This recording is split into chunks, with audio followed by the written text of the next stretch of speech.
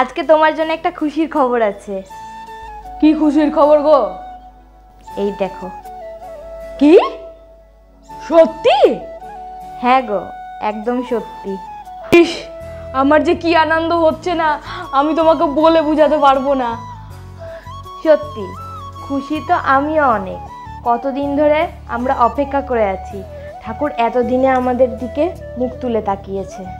পুরো 10 বছর পর আমরা আজকে একটা খুশির খবর শুনতে পেলাম। শোনো, এখন থেকে তুমি নিজের খেয়াল রেখো, আর আমি তো তোমার পাশে সব সময় আছি।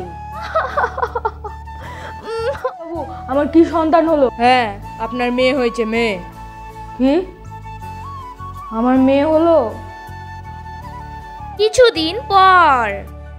তোমাকে একটা কথা বলবো? হ্যাঁ বলো। আচ্ছা, মেয়েটাকে আমরা ভালো করে মানুষ করতে পারবো তো? ওকে আবার কোনো জানোয়ার ছিঁড়ে খাবে না তো?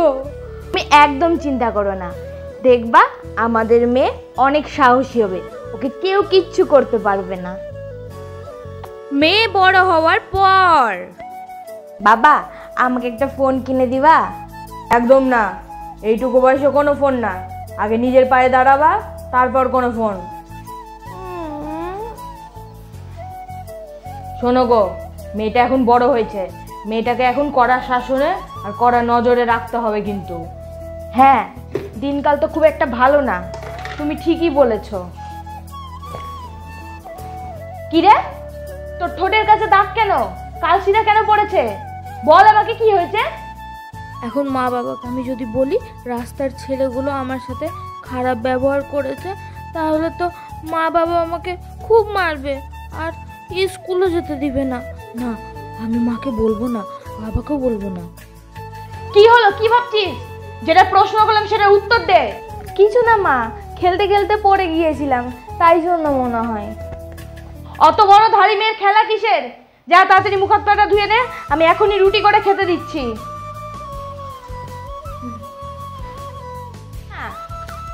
আজকে আমার 2টা টিউশন আছে, আসতে কিন্তু আমার দেরি হবে। ঠিক আছে, সাবধানে যা। আমি যাওয়ার সময় নিতে যাব, এখন একাই চলে যা। ঠিক আছে বাবা, আসছি। মা, আসছি, টাটা। বাবা টাটা। কে আবার ফোন করলো দেখি তো। হ্যালো, আপনার মেয়ে পড়তে গিয়েছিল যে, সেখানে আপনার মেয়েকে কিছু লোফাঙ্গার ছেলে মিলে ধর্ষণ করে খুন করেছে। আপনারা যেখানেই থাকুন না কেন, তাড়াতাড়ি হাসপাতালে চলে আসুন।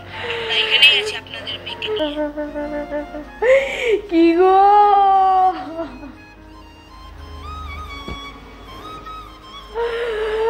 আমাদের মেয়েটা নেই, ওকে ধর্ষণ করে খুন করা হয়েছে। না, এটা হতে পারে না।